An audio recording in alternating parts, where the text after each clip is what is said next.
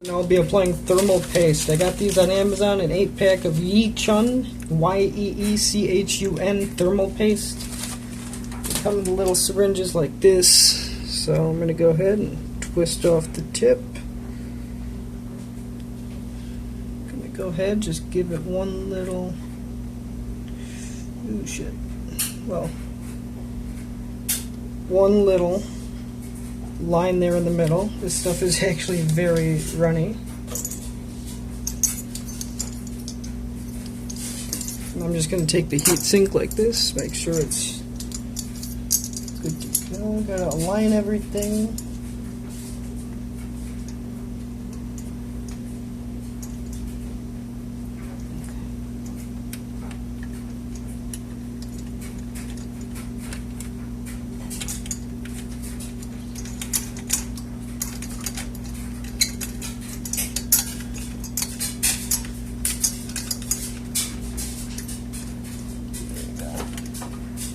Get all the screws started. Go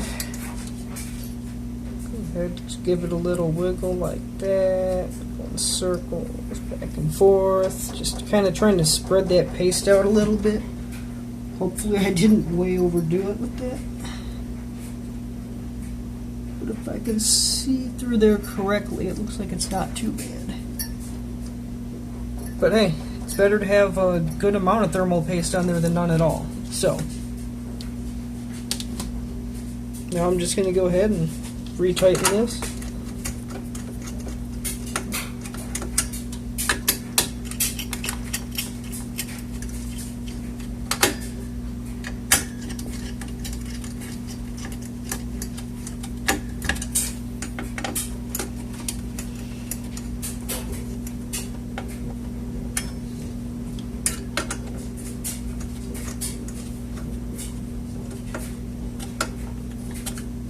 We don't want to do it way too tight where you're not going to be able to get them off later.